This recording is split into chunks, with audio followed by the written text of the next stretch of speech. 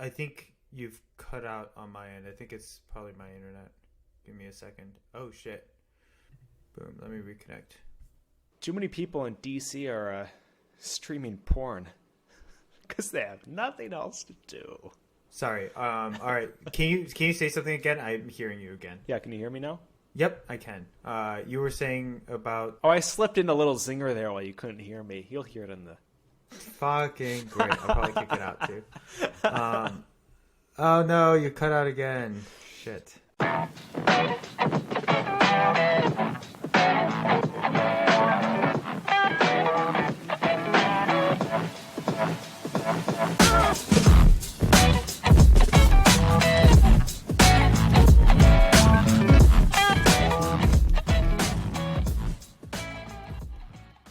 Welcome to Unqualified Opinion, the podcast that's not even going to have an opener because fucking who knows the world's going to end. How's it going, Scott?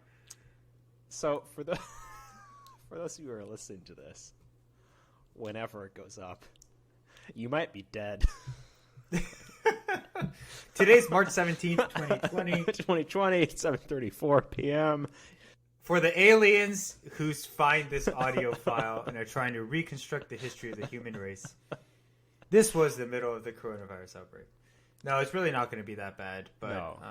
Not for people our age. No. Definitely. All our parents are going to die, but we will all be fine. parents, unhealthy people. Whatever. Oh, God. The backbone of the American economy, but, whatever. With all this crazy lockdown that's happening, what happened? Why did everyone pivot so quickly? There was a report that came out of England that showed if the U.S. continued along the current path of not taking the same actions that Europe has, China, well, we can never do what China did. But unfortunately. Or fortunately, I don't know, they did some fucked up shit. Yes, they did. That we would fewer have... people are going to die. Fewer people will die, but their economy is really fucked up. They completely fucked their economy and they're still in the same lockdown. So this report came out of England, these scientists saying that if the U.S. continued not being as liberal with some of these policies, that there could be well over 2 million people who die, on kind of the conservative end. In where? Where here? In the U.S., yeah. I need to stop listening to the news, but the New York Times does have really great reporters on this and really awesome information. And they do have one that shows the percentage of tests per the population over time compared to different countries. It is so... How are we doing? Oh, we're my probably God. at the bottom, aren't we? It's so bad. It's so bad. Who's at the top? South Korea and China. Of course, yeah. The one that everyone says is probably most replicable if the U.S. wanted to is South Korea, because it is a capitalist economy. And they can't separate children. They don't separate children from parents like China did, which is so bad. But what South Korea does is essentially test everybody. Everybody got the test, and if you were positive, you were in quarantine. It was as simple as that. Yeah, but why aren't we doing that? Well, one, we're a lot bigger than South Korea. I also heard that we don't have the testing infrastructure. We don't have enough tests. Right? Because, I don't know. I think it was the Daily. They were saying that the CDC insisted that we use tests that are produced in the U.S. by the CDC, even when the UK and South Korea already had tests that we could have purchased. And so that slowed down a lot of testing, and now we're just really far behind because it's we have to do it in America because the CDC is the best in the world, and we can definitely do it better. And then everything had to be piped through the CDC, and we didn't have personal testing or anything. We still don't. I think the CDC is good, but it's a small agency for a country of 350 million people. Yeah, it's a weird time to try to tout American exceptionalism when it's clearly not working in our favor. End times are near, Scott. Have you stocked? Oh, it's... No. I haven't either. I mean, I did...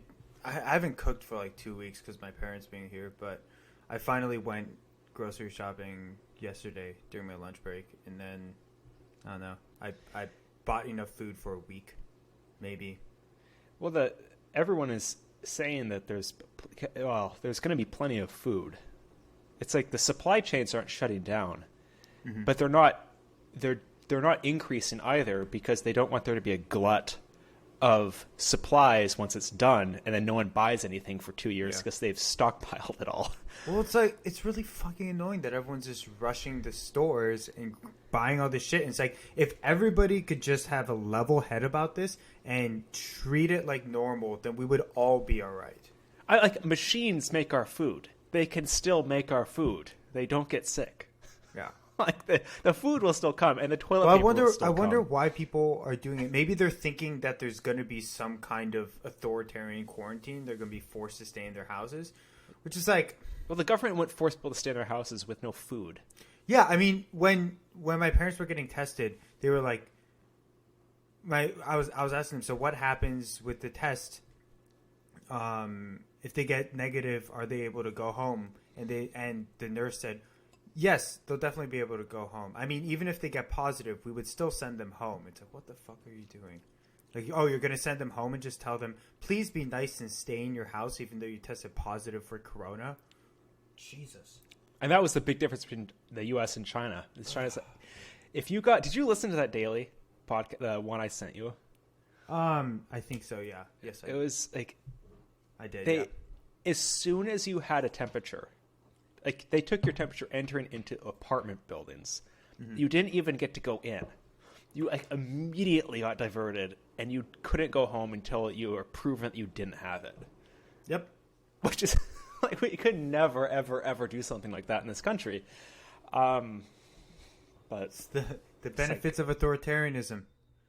Is democracy really the way to go? It was also only one city, which helped, because it was one city for China, and here it's the whole East Coast and the whole West Coast. It's time to fly to Iowa. I'm leaving. After this podcast, I am booking a trip to Arizona. Are you serious? Because you're going to take time off and just go to Arizona? No, just for the weekend. You're not even at risk. It's more risky to go to the airport right now than to just keep your new normal. I'm not worried about risk. Airports are going to be a hub. Oh, you're just taking this as an opportunity to go travel? There's no one at the airport. Are you just saying cheaper flights, I might as well travel? I want to get out. I just want to get out of here. It's just so grim. And Arizona hasn't shut down because they have a lot fewer cases. Oh, just give it another week and they will. Well, I'll just go for the weekend. $100 round trip. Rent a car for $50. I mean, it's dirt cheap. I'd join you if I didn't have my parents around. But I can't really just do that. I don't know. The airlines they have to fly the routes. My brother was telling me this. They have to fly the routes, or a minimum of the routes, to keep their gate assignments at the airports.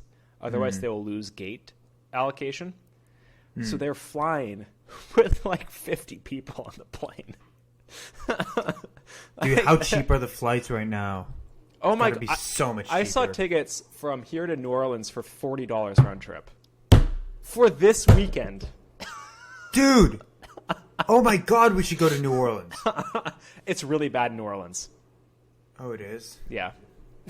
Different warm place. Maybe Florida. Are you able to fly out of the country? It's probably not worth the risk, right? I don't want to risk having to come back in, or not being able to. Come back in. Yeah. Like Italy or all of Europe, I guess, right now. Yeah, they're shutting borders. Yeah. It's crazy. Yeah, I mean, who needs Trump's border wall? All we needed was a virus, and then we would have solved the problem. The Chinese virus. Yeah. That's what he for all his talk about antagonism with China, Trump should be pretty happy, right? No, his behavior has been just fucking atrocious. It's like this is one of those reasons why it really pisses me off when people say like, "Oh, it's fine if it's Trump." I mean, sure, he's kind of an idiot, but at the policy level, he's doing yada yada yada. It's like, no, the fact that he's a bumbling idiot is the biggest problem right? It's not about the policy level. It's the fact that in times of crisis, he can't get his shit together and he can't be the leader that we need. Like he's going around. I mean, earlier on, he was going around saying that the virus wasn't going to be a problem. We're all going to be fine. It doesn't really infect people when it's on surfaces. It's gone probably in a few minutes. Like he's talking out of his ass about public health issues in the time of a crisis, and he's like straight up giving up fake news, misinformation, the way he always does, thinking that it's okay when the whole country is about to be infected by a fucking virus. And it's like, this is why you can't have an idiot like Trump in office. It's like, it's not about the specific policy. It's like, in this moment right now, he is not able to step up to the plate. Oh, it's bad. It's so bad. He's getting and then there are idiots listening to him being like, oh yeah, those public health experts, they should listen to Trump. They should understand what he's saying. Like loyal Trumpists. And it's like, Jesus Christ. Do you hear the words coming out of your mouth? He uses that a relative of him went to an Ivy League school to say that he's smart. Did he really say that? Yes. Oh my God. Does it surprise? I mean, like, come on. Fucking idiot. Oh, I was meaning to ask you, have you did you pull out stocks? It's all in retirement, and it's all for retirement. So I didn't do anything with it. I didn't either, but I kind of regret that I didn't. I kind of feel like I should have. I was thinking about it 2 weeks ago, and that was actually the perfect time. I feel like the market has just started to dip, but then I didn't end up doing it because I was like, oh, you can never time the market, blah blah blah blah blah. I could have timed it a little bit better this time, but 2020 hindsight. Yeah, the one thing that I do have going for me is that I have this pool of money that I've been saving over time for a mortgage eventually. If the markets seem clear to rebound, I could just take some of that, throw it in, see if I can make a return on it. I don't know if it's worth the risk, but yeah, how insensitive am I? I'm talking about markets in a time of the coronavirus crisis and all these people. You know what I'm going to do if I get a big check from the federal government? Some people are talking about $4,500. I'm just going to take it and invest it. It's just so bad. Wait. So you're saying that the government is going to give everybody $4,500? You saw that they passed an $800 billion stimulus package, or Trump proposed an $800 billion stimulus package. Dude, I can't even comprehend what that amount of money means. That sounds like so much fucking money. And there are people talking about we may need even more, up into the trillions. It's time to invest in gold, dude. No, gold's falling. Well, it is now, but we're going to hit a threshold where we lose confidence in the American dollar, and then at that point... No, that's not this time, because it's the whole world that's facing this, so I think But anyway. Anyway, everything's going to shit. But it really isn't. It really isn't. I mean... It's really not that bad. I don't know. I think it's going to get a lot worse, and I think it's going to... The economic impact, I think, is going to be the worst part. Not all of the actual human deaths. That part you're fine with? Oh, I don't know if there'll be that many. I mean, there'll be maybe... Well, like we were saying, a lot. Like before we started the recording, listening to Sam Harris's podcast, a conservative estimate of 0.6% mortality rate with a 50% infection rate in the U.S. would estimate around 800 million dead. Now that's, just throwing numbers out there and being like, oh, given how the flu infects people and given what we... seen, I think the 0.6 is from a Korean study. Sorry, not 800 million, 800,000. 800 million would be insane. 800,000 in the U.S. Oh, that was 800. 800,000 is a lot, yes. I think the biggest impact is going to be the psychological. It's going to be how this changes the country after it's done. I think there could be really positive shifts, but there also could be, I don't know, unforeseen negative shifts. Okay, what really positive shifts do you think there will be? A realization that our public health system can't be run on a state level. Like, it doesn't work. Yeah. It doesn't work. I think that would be the big... really revamping our public health system could be a really positive outcome from it. Yeah, I hadn't really thought about that, but it makes a lot of sense. This is really showing a lot of gaping holes in the way our public health institutions work. Yeah, it's the problem with the states. It's like a state health system, worked back when people didn't travel, and weren't as connected. Now controlling a public health outbreak at the state at 50 within 50 states doing it at the same time, but like in their own way, and then you have the federal government on top of that. That's not good coordination. No, it is not. And I think the big part is what we're doing for the next 2 weeks and potentially longer is we're stopping a large part of capitalism.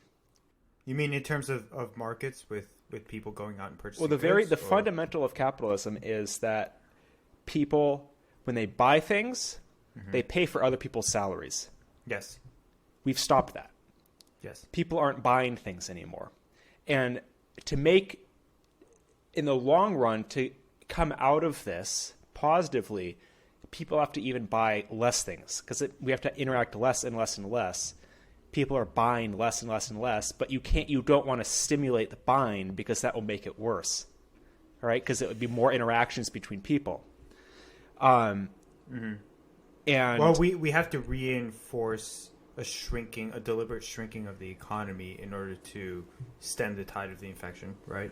Right. The question becomes like, what about the rebound and what are the long-term economic impacts? Are there lasting impacts? Are we able to rebound quickly?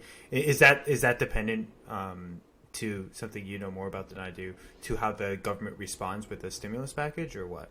They may need more, and it may very well that the economy. It's not like the economy is not like a bungee cord. It's not like it just naturally contracts and expands. If there can be breaking points, and I think we're near that, where we're past that point of easy return, or we're going to get it close to that point of easy return, because if business goes out of business, people lose their jobs, people don't have an income.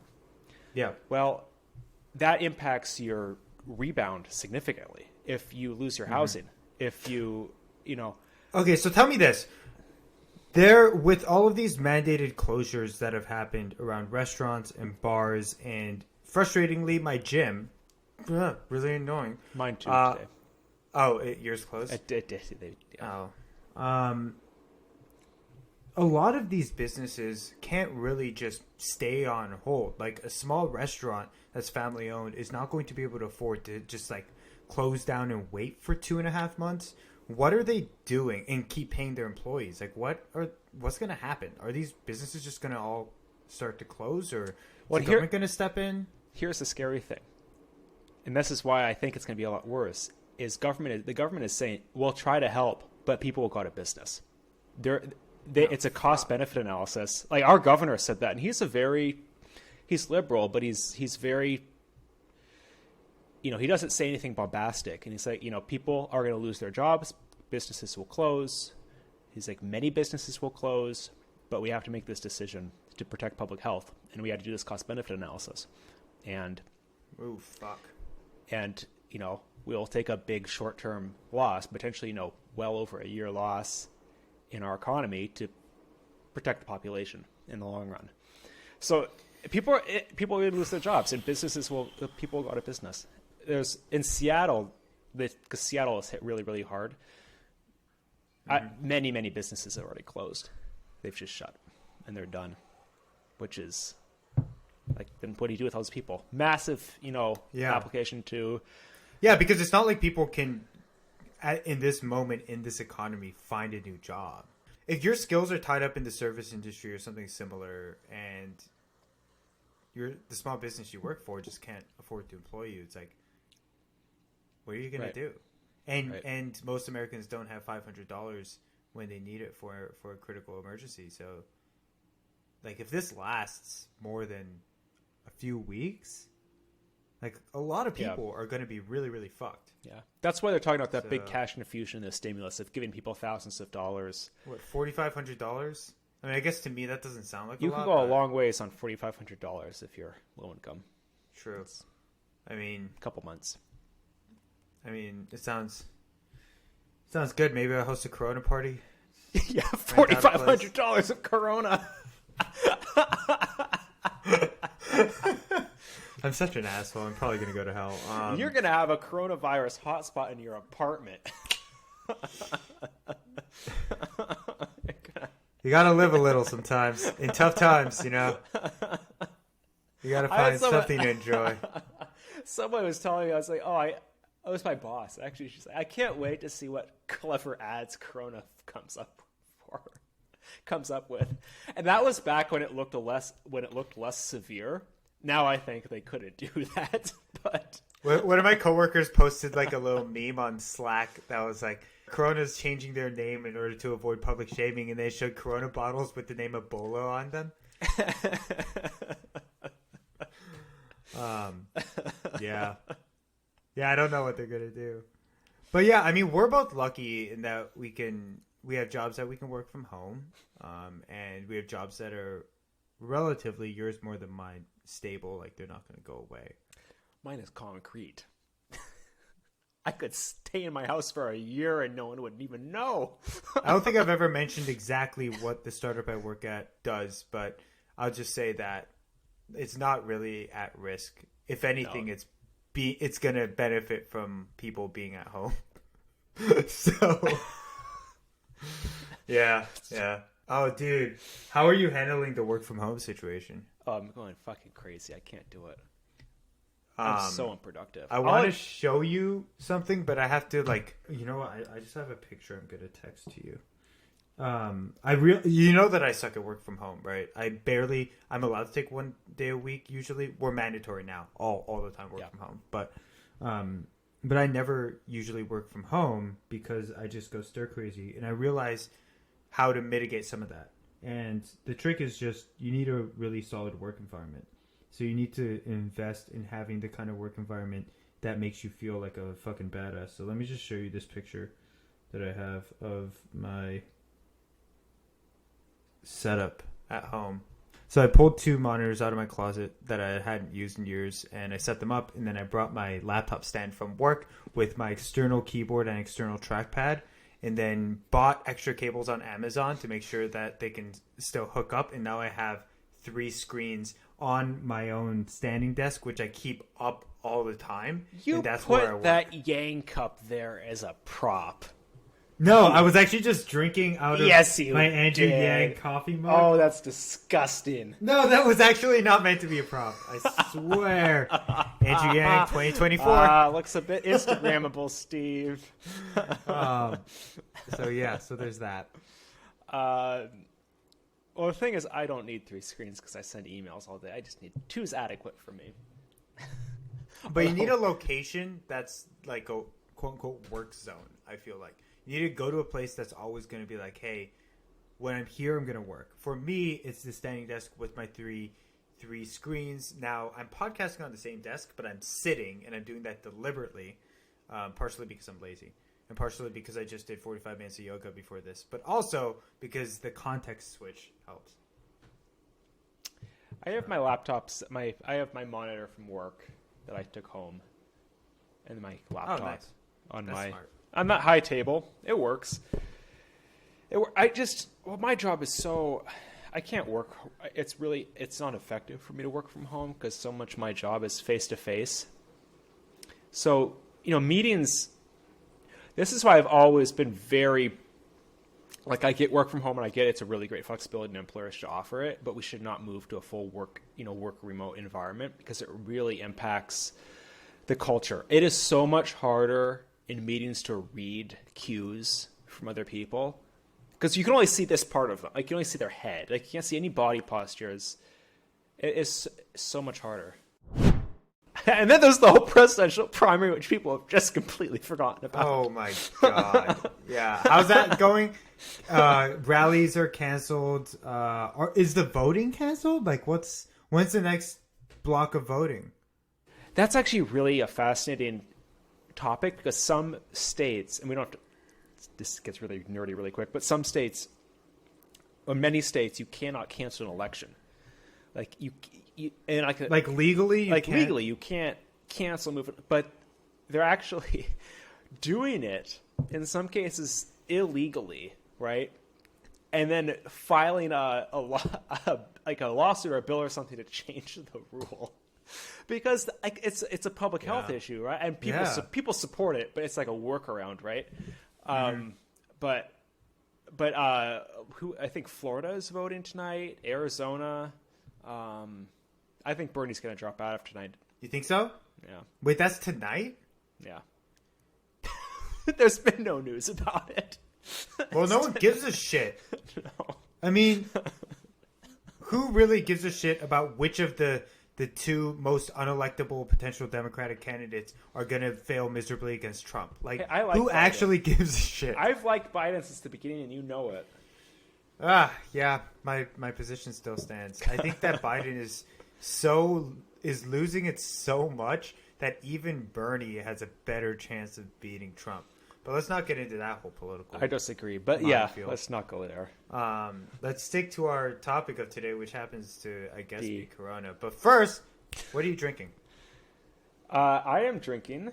Actually, this is kind of interesting. So last night, it's so funny that no one is anywhere except the grocery store and except the liquor store. Oh yeah, those are the new gathering spots for the community. Yep. So I went to the liquor store on a Monday afternoon, mind you. Like, this is at 2:00. And I'm like, I'm going to break my work. There's a liquor store up the street. I need to get some stuff for tonight. So I go out, drive up.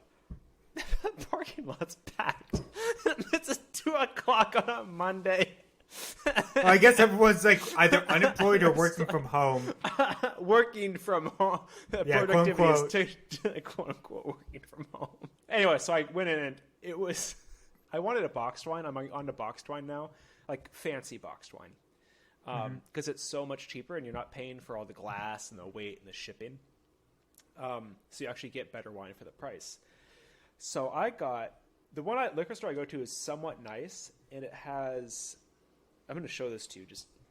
This is the box, right? Yeah, so it's I, two upside down R's, and then irreverent irreverente.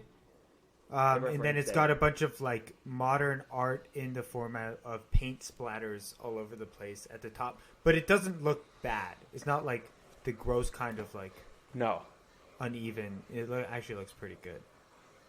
That's a fancy looking bottle of wine. And the only English on it is a short blurb on the back that is kind of like broken English. And another thing that says product of Portugal. So this wine is actually, it's not a mass market wine in the US. It's like a boxed wine in Portugal, I think. Huh. Because there's no English. It doesn't even say red wine on it. It is red wine, but it doesn't say red wine anywhere. What kind of red wine do you know? I have no idea. Is it good? Yeah, it is good. It's like a... Like darker? Yeah, maybe it's like a... Malbec, Zinfandel kind of thing. It's good. Nice. So it's I don't even know what the company is because I don't like Udaka, I think is the company. I don't know. So I'm enjoying that. Nice. That sounds fun. You're getting really deep in the rabbit hole of boxed wine. I'm glad you're exploring that. Well, it's kind of fun because they're all kind of the same price, right? It's like, you know, $20, $25 for the nicer ones.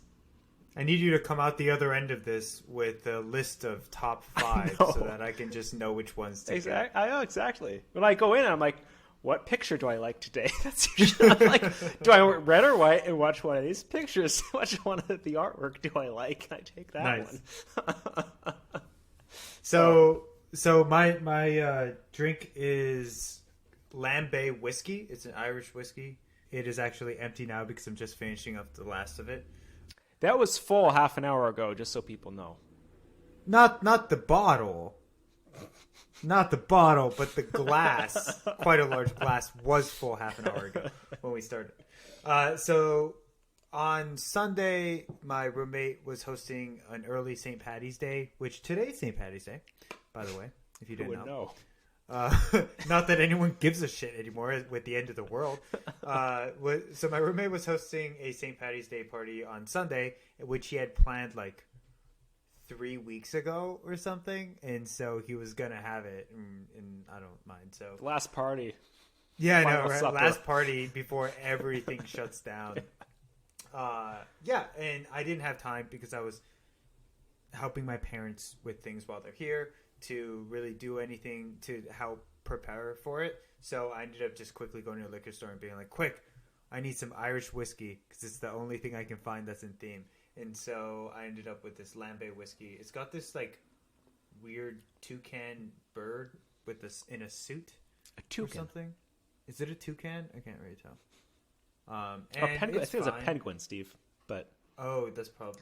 Is it? Let me see again. No, the beak is too big for a penguin, I think. Oh, that is definitely not a toucan. That is No, you're right. Crafted with our Lambe Island Trinity Well Water. What the fuck is Trinity Well Water? Okay, let's see. This is what it says. Finished in cognac cask, a unique triple distill full body blend of bourbon cask whiskey with a cognac cask finish. Anyway, I don't really know what the difference is between Irish whiskey and other whiskey. It's fine. It's smooth. It's good. It gets me drunk. It's not that peaty. I was trying to look for something that's kind of like Lafroig, and they were like, "There's no Irish whiskey like Lafroig. That's a Scotch. You're an idiot."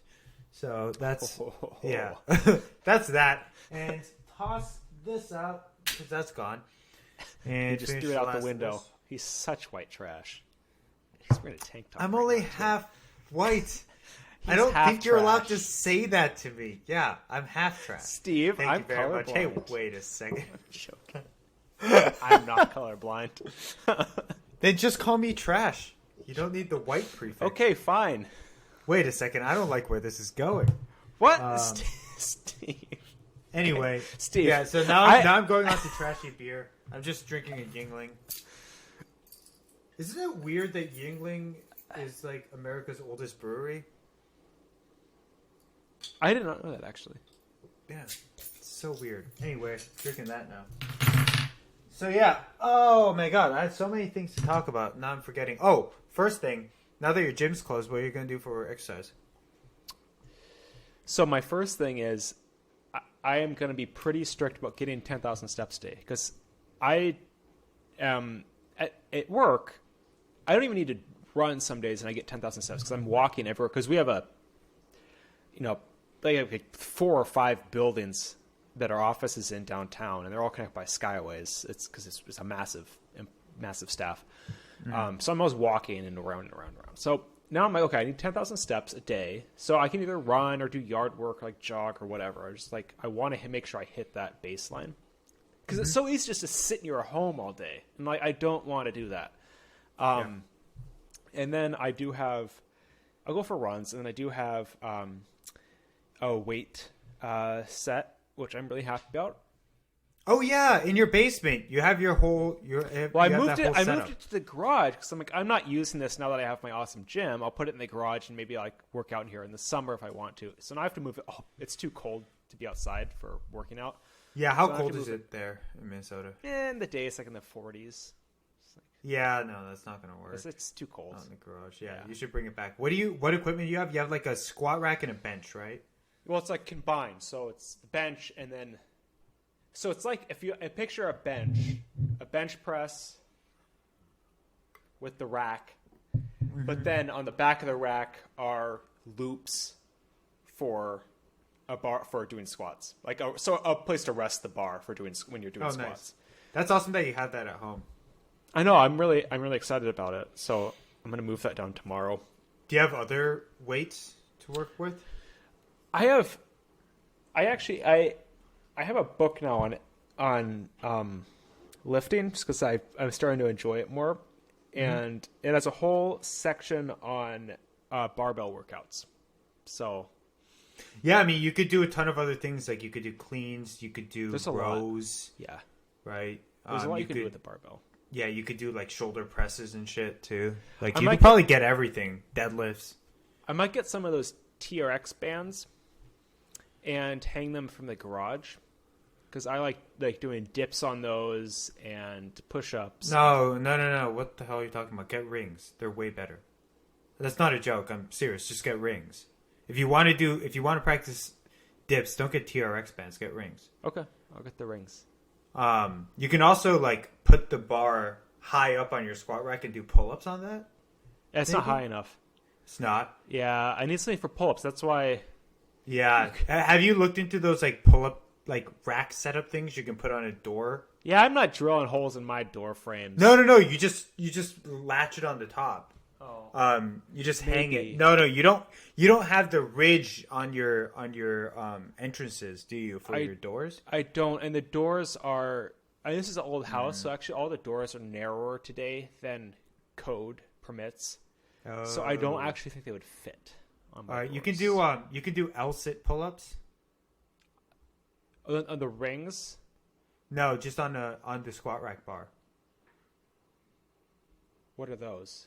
So it's just you have your feet up at parallel to the ground when you do your pull-ups, so it engages your core as well. So it's harder. I see. You can do those with rings too.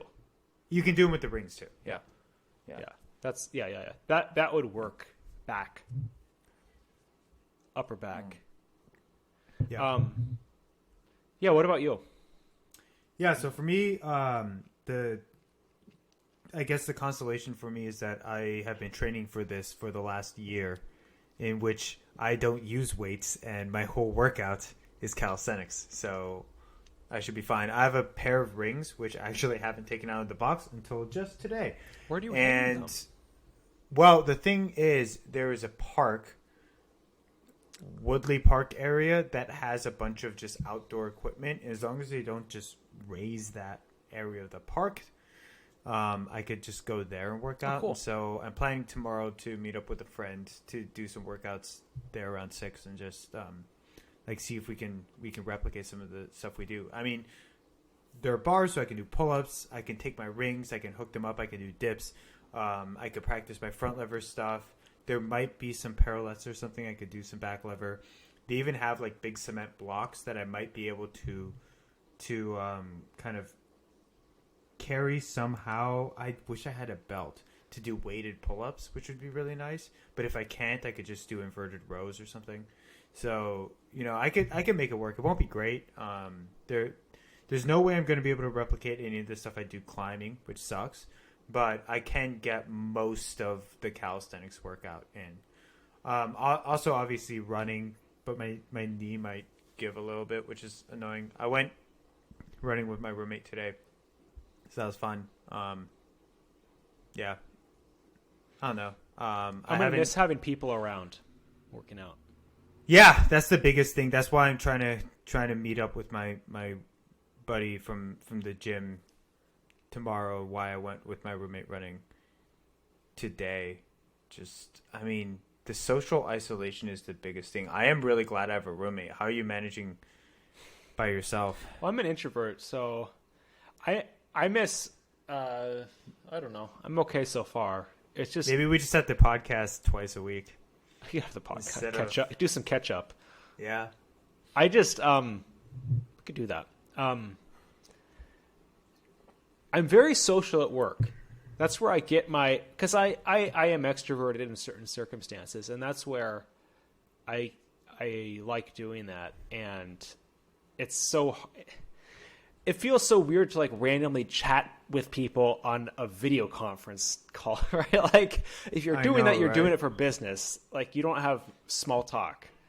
So there's no small talk anymore. So do you have anyone at your office who's full-time remote or no? Is there no culture? No. We have video conference.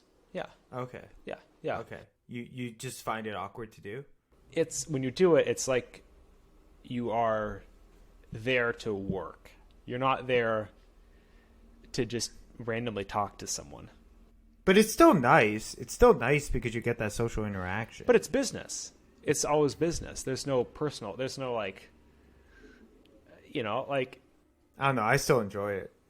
I had 3 different calls where people pinged me about random things, and then I had a meeting as well, and they were all work things, but it helped me feel like I was actually connected to people, which was really nice. Actually, it got a little bit too frequent. It was actually frustrating because I couldn't get my work done.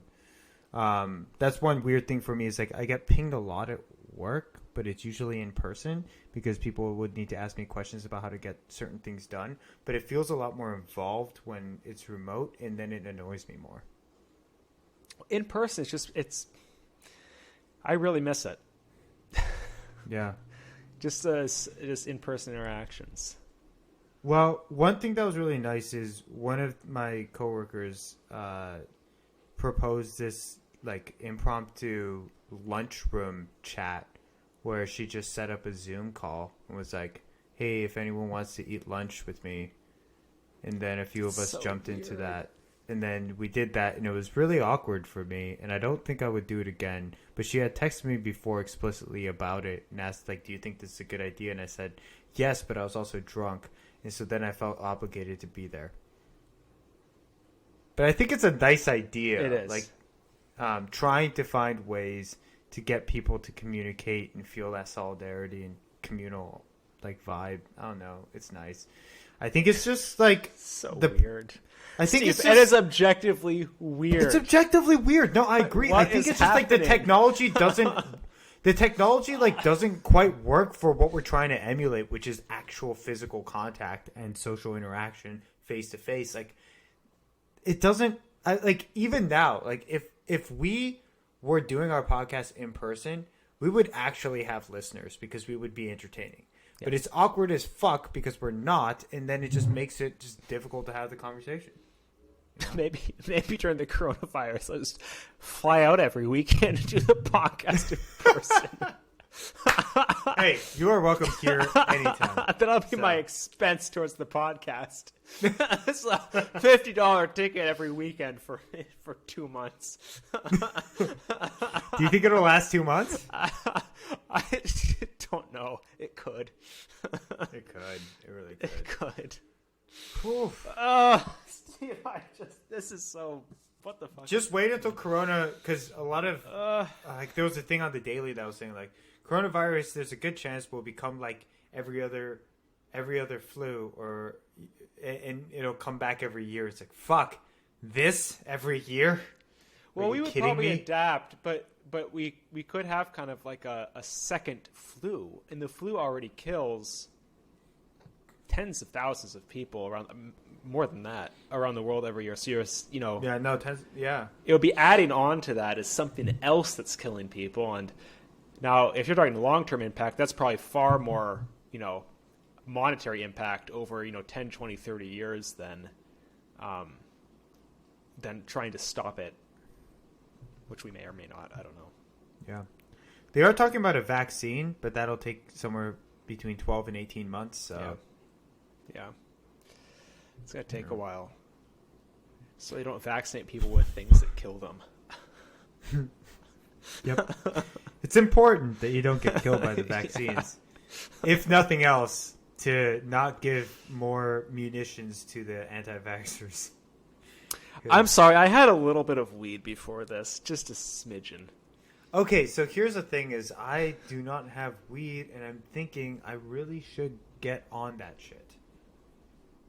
Bake a shit ton of brownies. I mean, if I'm going to be cooped up here, I might as well be high, right? Yeah. Like I should probably be high. Otherwise, I'm just going to drink shit tons every night. Yeah. Like, exactly. The thing for me, I don't know. It's like if I don't get enough opportunity to exert myself in things, which is, it's hard to get when you're cooped up and socially isolated. Like, I'm gonna turn to drugs. Like, it's just gonna happen. Like, that's just part of my terrible personality. Yeah. So, yeah. Weed is better than alcohol. It is. That is very what true. I say is I down more of this crappy ass Yingling. It is. Yeah. I might I might bring some back if I go to Arizona. I'll have to look at the prices again, but if I go to Arizona, I'll probably just drive up to Nevada and buy some weed. Yes, officer. I was just flying down for the weekend, for the day, just to buy some weed. Legally. Legally. I'm heading back to the airport now. My flight. I just landed. My flight leaves in about 2 hours. Oh boy! I could literally do that. I could fly down tomorrow and buy a turn and come back, and it would be like $50. What else in life is disrupted? Dates. Have you been on any dates lately? There was this girl, and we were gonna go on a date, and then I had to cancel it because I actually canceled it for a legit reason because the coronavirus thing had just started. And I had to have an emergency board meeting that night. And then it really hit the fan. And then, like, bars closed. So it was like, I delayed it. If I hadn't delayed it that time, I could, we could be having sex right now. That's another thing. Like, make it all less boring.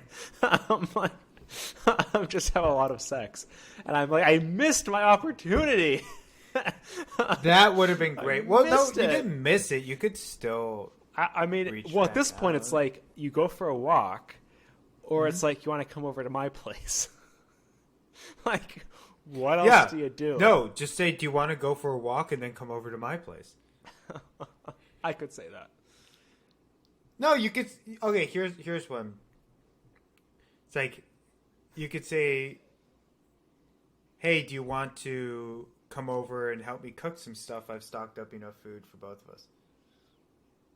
And I've never met this woman. I could do that. You've never had a problem with that before. I have not. I know you're horny. I am too. Why don't you come over and help me cook? Oh, boy. My situation went from potentially good to then just dropping off a cliff. So, yeah, not great.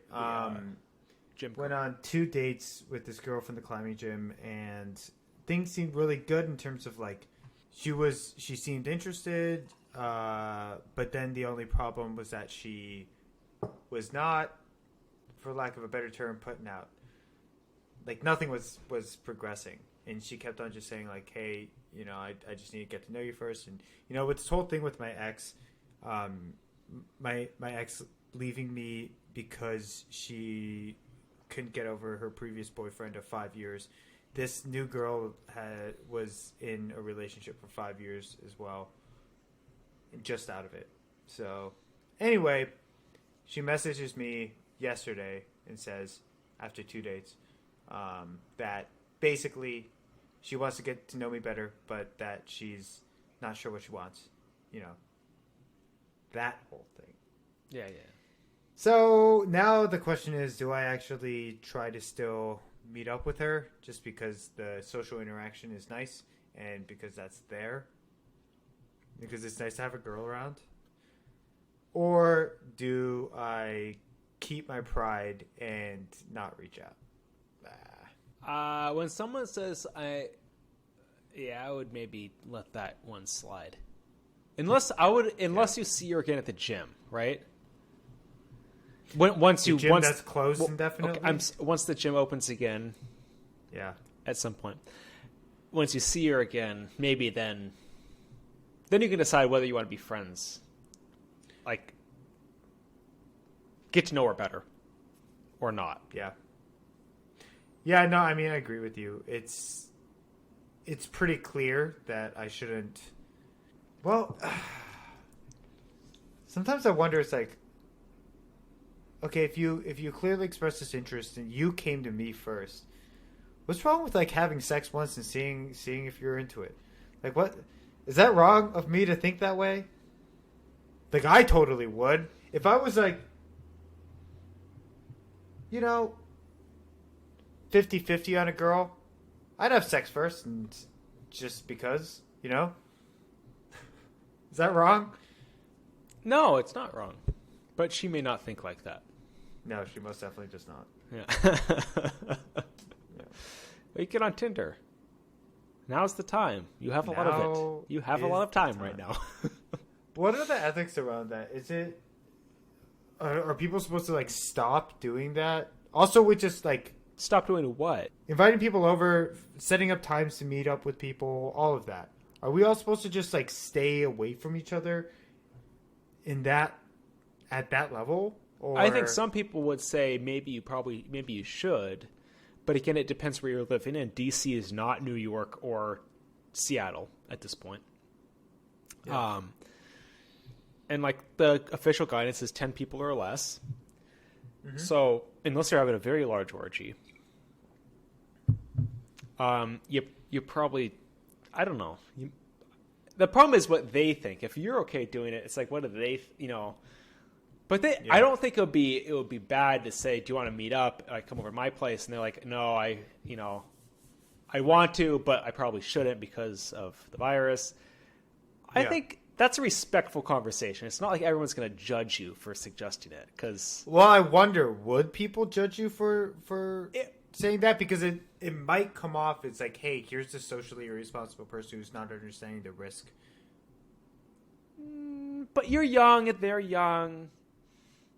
I don't know. I also have old parents who are visiting and are both in a very vulnerable state. Oh, you're guilty. Have you taken a look at their will? Woo! All right. I'm sorry. That was really callous.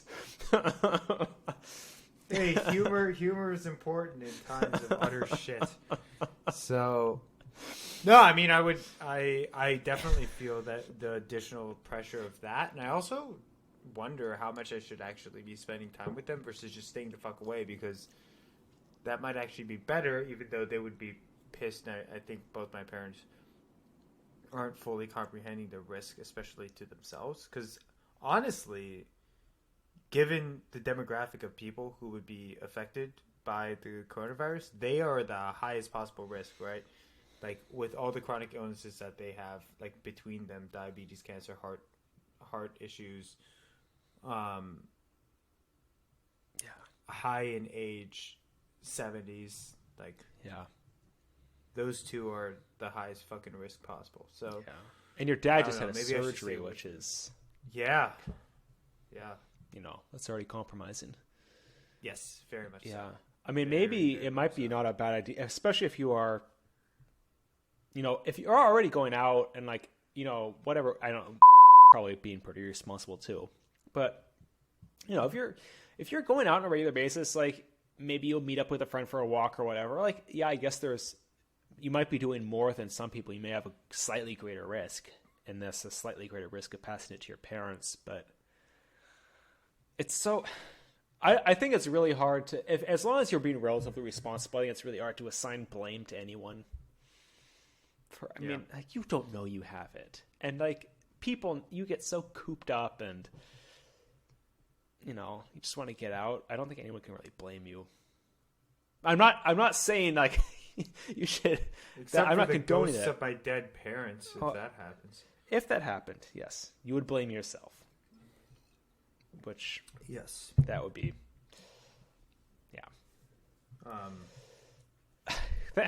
But yeah, I mean, they also just moved into like a group home on the Bethesda Air Force Base. They moved from like the hotel where they had their own room to the group home area where all the sick people are. So it's like fucking bomb hitting if that happens. There, like all those people fucking massacred, but also like more contact risk with everybody. But at the same time, the social isolation, having to be just the two of them, was just like too much. So I hope to move there this weekend. So I wonder what that's going to be like. I wonder if that base is just going to lock up and be like no one fucking in or out. It might be. I mean, it's very possible. Jeez, I don't know. I'm supposed to see them sometime, definitely at least this weekend, if not earlier. And I have no idea what the situation is going to be like. Yeah. But same as everyone, right? Like no one really fucking knows what's going on. So. No, they don't. There has not been one point that's like September 11th where it just all happens exactly at the same time. It kind of is like you're that frog in hot water and it's and then you realize it's boiling and then you're dead. And like you can't get out. Yep. It feels more like that. And like at that rate, you don't realize how much things have changed because like it's a little bit every day. Like 2 weeks ago, there was nothing about this. No. Even a week ago, because I remember last Tuesday, it was the last primary election. Last Tuesday, this is week was the last primary election. This was not discussed. This was not at this level. This has happened in a week. Like, yeah, it's crazy. This is 7 days. This is blowing complete. The market has dropped a third in 7 days. Fuck, I haven't looked at that, and I'm so scared. It's dropped over a third. Fuck. not time to buy yet, is it? We don't know. We don't know because it went up again. It goes down and up, but usually it's going down more than it goes up. Mm-hmm. It went up today. It may go up again tomorrow because of the Trump tax cuts, but it went down. The Dow went down 3,000 points yesterday. It normally moves for like 200. It went down 3,000 yesterday. Biggest drop since the 1980s. Oh my god! And so it went up again today, but only by 500 points. It went up 3,000 yesterday. So, who knows? Because the big stimulus was announced, so it went up today. That's why it went up. Mm-hmm. When more bad news comes out tomorrow, if more bad news does come out tomorrow about the spread or the economic impact, go back down. It just feels like it's safer to hold off for at least a few more weeks. Yeah, so. I would. Yeah. It's crazy. Who knows how much of the economy was already inflated anyway? There was a lot that went up, and it will go down likely with a Democratic president because of. So yay to 4 more years of Trump. No, more like yay to coup. A Democrat elected, and then the market goes down, and then everyone. It's a coup and puts Trump back in power. Oh God! And then America ends. Really going to shit. The funny thing is, of the empire. You could say that now, and it's like I can actually, rare, probably very unlikely, but you can imagine it. There's a non-0% chance. There is a, but you can. It's like you used to say it's like there's absolutely no way, but now it's like. I could see a logical path where that could hypothetically happen. It won't, but we've gotten to the point where that. Anyway. This is quite it's quite some podcast. This isn't. It's just a shit show. The whole podcast is just this, and the problem is I'm probably not going to get around to editing it and putting it out for a while, and everything's moving so fast it's going to be totally irrelevant by the time it goes out, but whatever. My hobby is that damn board. Yeah. Oh wait, you didn't tell me about all the work shit. What's going on? So this is a nonprofit that does culturally immersive study abroad. Yep, the one that you are the chair of the board on. Mm-hmm. And it has been. The last two. No, I can't. I have to say, I cannot say enough about our executive director because the board has been working. I should say a couple of members of the board have been working a lot. She's been working. I don't know if she doesn't work at this point. I think she's just. It's every waking hour for her is this. Because we started with. Oh God, it feels like so long ago. It was just last week. We started with the travel ban to Europe. Mm-hmm. But even before that, there was concerns in the travel ban to Europe, and then the raising of the level of all of Europe by the CDC to 3, which means travel not 5, and then raising travel warnings for other countries we travel to, and all this shit happening we would have hour-long phone calls in the middle of the workday. Because because you have to do this. It's like the life of the organization is at stake, and you're making these calls on these decisions, and these calls are hour-long decisions about things that make multi-million-dollar impacts in the organization. And thank God there are people who are more experienced than I am on this because, Jeez, this is a terribly rough time for you to be the chair of this board. Well, I am deferring to there is a VP of Wells Fargo on the executive committee, so I'm deferring to him. There's other members that are business minded people we can bring in for help. So it's knowing that I don't know anything, but still it's I am legally the chair of this organization. It's legal. I was voted in as the chair. And it is. I'm not going to be complicit in anything, but I feel like a lot of responsibility. So it has just been phone call after phone call after we've had 2 emergency board meetings, which are like board meetings with the entire board of 14 people called the same day.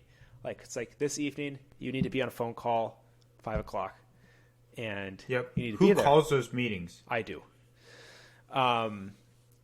Yeah, that's what it's just, and you decided this needs to happen. As a group, we decide that it needs to happen.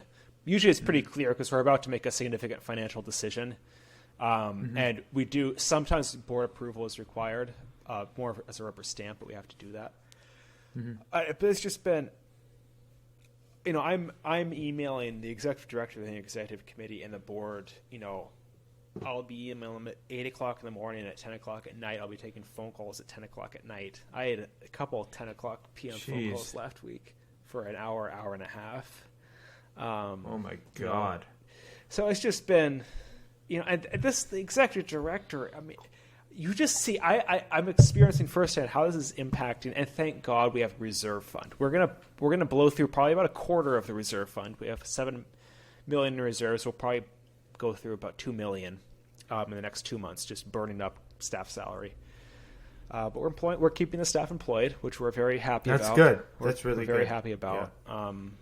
That's what needs to be done, and everyone has to take a hit with this, and that's what I'm realizing. It's like we have to cancel travel, but we still asked for some payment because we were already more generous in our cancellation policy than what our policy says we should be. So we're already much more generous, but it's like, and we didn't want, if we had the money, we would just, give a full refund, but these trips are planned, 12 months, 16 months in advance.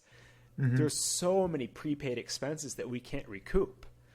So if we cancel a trip, we lose. That massive chunk, over $1 million of prepaid for a trip, for the trips, we just would lose. So we have to get all of that back, or some of it back, asking the parents to pay for some of it. Like, that's just been, we had to, and it's like we all have to share in the pain, because some of the parents are like, I might be losing my work too. So it's crazy. It's crazy. So that's just been, and then work. And I work in government, I work at a county level, which we're responsible for. So I don't have anything to do, but just it's in the air. People are really tense. It's like we're in the news every night. And has any of your work been pivoted toward addressing this? Right now, it is not. It very well could be. Yeah. We have a whole thing now about working on a job class, and there's a bunch of emergency measures that went into place. And we're allowed to take 160 hours extra PTO, which is nice, if we wanted to. 160 hours? You have to pay it back. You have to so it's essentially advancing you 160 hours of PTO. We finally made the decision to cancel everything through the end of August, so things have died down a little bit because now that all those plugs have been pulled. So now we just have the financial thing to worry about. So. Yeah. Wow. The work part sounds stressful, but the chairing the board, oh my God, I can't even imagine what level of pressure you're dealing with that. Jeez. To think in the amount of time this company, or this nonprofit's been around, I don't think another chair of the board has had to deal with anything as extreme as this, and you're also the youngest one to ever do it. Man. It's not fun. I'll just say that. How's the rest of the board responding to your leadership? Well. That's good. That's good. You want to make sure that they're all on your side. I say all the stupid stuff in the executive committee. I get it all out there, and I'm like, oh, that was a really stupid question, wasn't it? What's the executive committee? Is that different from the board? The executive committee is a committee of the board, so it involves the vice chair, myself, and the previous chair. So the three of us are the executive committee. So we are actually allowed by our bylaws to make some executive level decisions in emergency situations without going to the full, bypassing the full, I mean, informing the full board that's happened and maybe retroactively voting on it. But, or at this point, we have to act really quickly, and we don't have time for the whole board to deliberate some of these things. And the other two people in that committee are pretty like patient with you, and one of them is a McAllister graduate. Actually, she's like a couple years older than us, so she is. And then cool. the VP of Wells Fargo is he's opinionated. He will like clearly state what he thinks needs to be done, but he is such a nice person. He is like very caring, careful, gentle, but he's also I love his leadership style. I really do. He's like, he listens, awesome. He asks questions. He never feels like he's disrespecting you. And but when he makes a decision, he's just like, no, this is what we're doing. And I'm like, yeah, okay. Let's just, that whatever said, that's what we're going to do. So I'm learning a lot from him for on a leadership level. That's really good. Yeah. That's really good. Yeah. Essentially, it just shut your mouth a lot. So one thing that happened recently at work that I'm a little bit torn on is that we've been having a lot of kind of growing pains around how we position our product and how we kind of align to really give value to customers. And we have all these things going on. It's like, how do we consolidate all of that into a cohesive mission and really push ourselves forward with an underlying strategy that makes sense from the customer experience all the way through to our business development and strategy and our tech stack for the software engineers like me. And one of the problems around that is our organizational structure when it comes to product and engineering and design. And so one of the big things that we've done is we've hired a new C-suite executive, a CPO, Chief Product Officer, who's going to kind of like take over managing product, marketing, design, all of that stuff, and probably eventually engineering as well.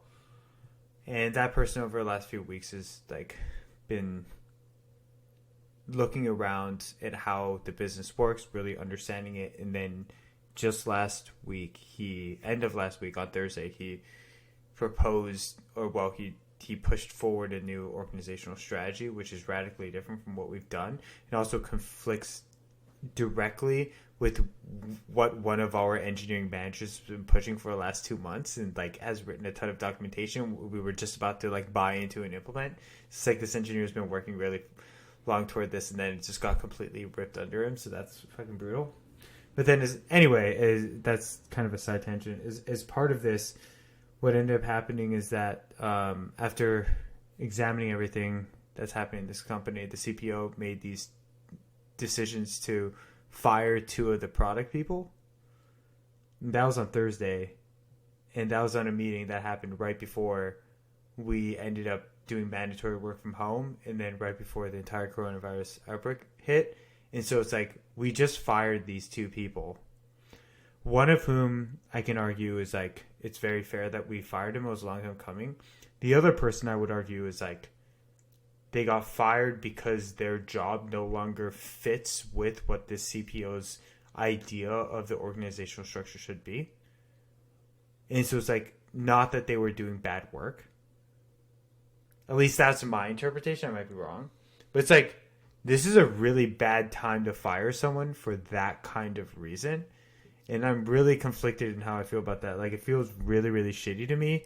It's like, that person's not, neither of those people are going to be in a position where they can like pick up and find a new job right now, and who knows how long this situation is going to last, right? I really hope we give them a decent severance package, but still, like, seems kind of cold-hearted.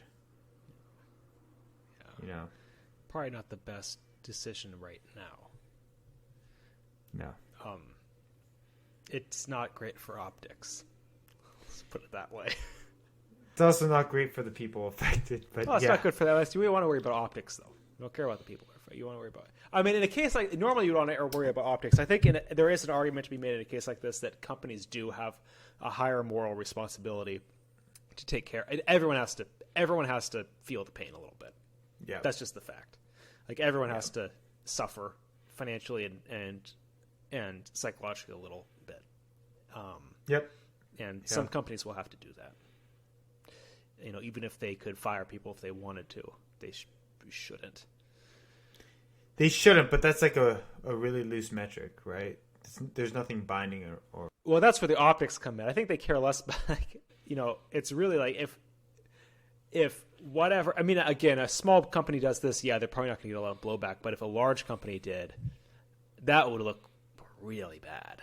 I mean, that would be, you'd have the president coming after you. You don't want that. Yeah. There's people who listen to him. And those people have guns. Yeah. I don't. Yeah, that's not great, Steve. That's kind of. Yeah, it's icky. You really hope they're okay. Yeah. Yeah, I hope they are. Yeah. I know we're right in the middle of this, but here's a good question for you. I think maybe it'll elicit a good conversation. Mm-hmm. If you were to look back since you were born in 1991, March 1991. I know your birthday's on my calendar now. It's next Wednesday, isn't it? It is. It is. Is it? 25th. Is that next Wednesday? I think it is. Fuck, that's soon. I'm going to be 29. 29. I've been there a month already. It's good. Isn't it basically the same? Yeah. What was I saying? You said, I don't know, you were going to ask me a question. Oh, looking back since you were born in 1991, what have been the biggest events? How does this compare to the biggest events that have defined your life to this point? Like world events or I would say more world events, not personal events as much, like world events. No, because I can think about personal events that have affected me more profoundly than this, but I don't think that's what you're trying to get at. Again, I know we're in the middle of this right now, so we don't have that retrospective on it yet. Yeah, it is really hard to gauge that because I'm not sure how extreme this will get. Let's see. Is there anything even remotely like this that I can remember? Honestly, I can't think of anything that's been at this level because 9/11 I was in Japan, and so it didn't have as significant an impact as it did for a lot of people here in the States. And so I don't think there has been any event that's had it's kind of gripped the national consciousness and trickled down to actually affect my own day-to-day and the society around me the way that this has. Mm-hmm. What about you? Well, I guess I think of 4 big events. You have 9/11, which I was in America. That was big. That was big, especially because my mom had a connection to New York. And then you have the Great Recession, Katrina. I remember really seeing that happen in America because we didn't go through the riots or anything, but seeing that kind of domestic, just complete mayhem in the U.S. That was like totally self-made. Like it didn't have to be that. Like people were dying. More people have died in Katrina than have died of coronavirus so far in the U.S. Like hundreds of people died in Katrina. Like, it was really, really bad. So that for me, and that was more of a government perspective, realizing that we really fuck up in responding to disasters. Election of Trump, I think, was really big. But I would say this probably is 1 or 2. I think it'll be 1 or I think it might be after September, maybe 1 or 2 or 3 after September 11th. Actually, probably before September 11th. Like above that. Yeah, you're making me realize I didn't really think through this question nearly as much as I should have. But behind Donald Trump. I think Donald Trump is a... You think Donald Trump was bigger? I think he is a... Maybe not. Maybe not. It depends. At this moment in time... we don't know yet. He was probably more significant. But we'll see what happens. I mean, there's no doubt that his responses are influencing the disaster and the magnitude of it now. But let's not get into that.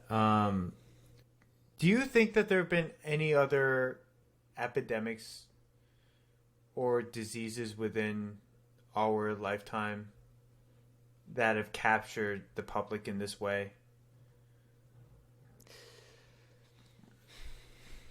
The H1N1, but that was essentially just a bad flu. It killed a lot of people, but it's, we may surpass it. It was a lot of people. It was like 4 times more than the normal flu or something. I just think that this one has got a higher mortality rate, right? It does have a lot higher mortality rate. Yeah. Even H1N1 had a pretty low. I mean, I think I looked. This was even at like 1%, which may be lower than 1%. It's at 1%. It was 50 times higher mortality than H1N1, which is, again, we're going from a very low base level, but that's a lot. Yeah. SARS, but that was in MERS, but that was just like hype. I don't even know a lot of people in America died from that. I don't think so. Yeah. And then I think everything. No, there's been the Spanish flu. That was really bad, but we weren't alive.